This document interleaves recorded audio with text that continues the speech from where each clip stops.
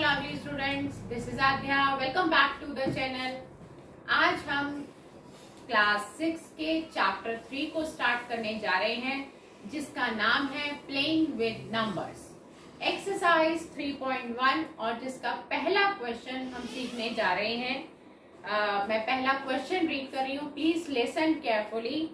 Right all the factors of the following numbers. आपको नीचे कुछ नंबर्स दिए गए हैं जिनके फैक्टर्स का पता आपको लगाना है। फैक्टर्स निकालने का क्या तरीका है और कहाँ तक पता लगाने हैं ये आज हम सीखेंगे। यह आपकी एक्सरसाइज 3.1 है, क्लास 6 है और ये काम जो चैप्टर है ये न्यू एनसीईआरटी के अकॉर्डिंग हो रहा है। ठीक है, क्वेश्चन नंबर 1, फैक्टर्स का पता लगाना है। हम इसका ए पार्ट ले रहे हैं और वो है 24। आप ध्यान से देखिए, फैक्टर्स निकालते वक्त आपको डिविजिबिलिटी रूल का ध्यान रखना है। 24 के लास्ट में 4 है, यानी कि ये नंबर 2 से डिविजिबल है। सबसे पहले आप जब भी फैक्टर्स निकालने लगेंगे तो आप 1 से स्टार्ट करेंगे, यानी कि 1 से सभी नंबर डिविजिबल होते हैं। तो 1 इंटू 24 ये 24 हो गया। फिर हम 2 से देखेंगे, लास्ट में 4 है तो ये 2 से भी डिविजिबल है। 2 12 24 होता है, नहीं तो आप लॉन्ग डिवीजन करके भी देख सकते हैं। 3 8 24 होता है, 3 के टेबल में भी ये आ रहा है तो 3 8 24 हो गया। कहाँ तक लेके जाना है ये बाद में अभी आपको बताऊंगी। फिर आ जाते हैं 4 पर। देखिए 4 6 24 होता है, तो हमने यहाँ लिख लिया 4 6 24। 5 के टेबल में 24 नहीं आता, इसलिए 5 का टेबल स्किप कर दीजिए और नेक्स्ट आ जाता है 6 4 जा। अब आप क्या ऑब्जर्व करते हैं कि अभी आपने लिया था 4 6 जा, अब हो गया 6 4 जा, यानी कि सेम नंबर रिपीट हो गए हैं। जब सेम नंबर्स रिपीट हो जाएंगे आप वहीं पर रुक जाएंगे, आपको आगे जाने की जरूरत नहीं है।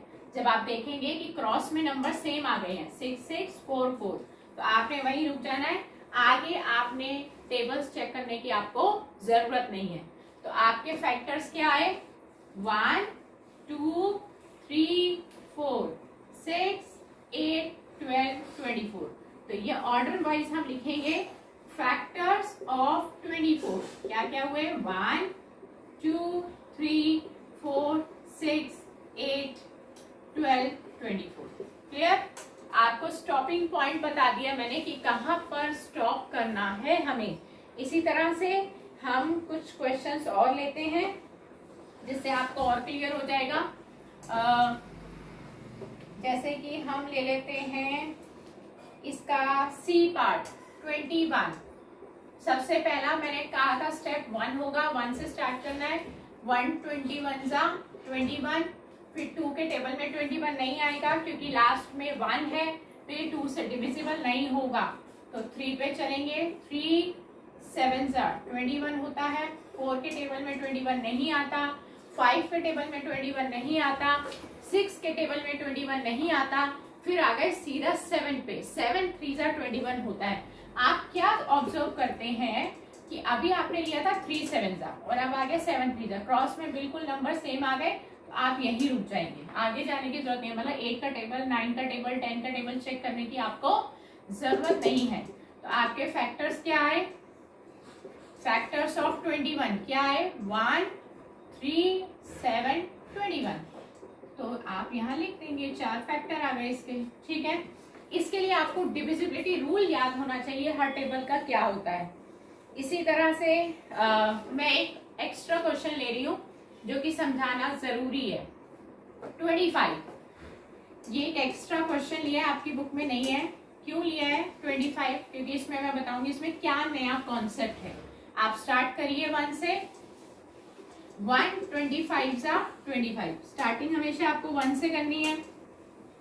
25 2 के टेबल में नहीं आता, 3 के टेबल में नहीं आता, 4 के टेबल में नहीं आता, 5 के टेबल में 25 आता है क्योंकि लास्ट में 5 है। 5 5 जा 25। आपने यहाँ पे लिखा 5 5 जा 25। अब इसमें भी आपको आगे जाने की जरूरत नहीं है। पूछिए क्यों? क्योंकि यहाँ पे जब दोनों नंबर सेम आ जाएं, जैसे कि 5 इंटू 5 इस केस में आ गया, तो आपको आगे के टेबल चेक करने की जरूरत नहीं है, यहीं पे आपका स्टॉपिंग पॉइंट आ गया है। यानी कि ये दोनों नंबर सेम होने पे आपको आगे नहीं जाना और आपने सीधा लिख देना है फैक्टर्स ऑफ 25।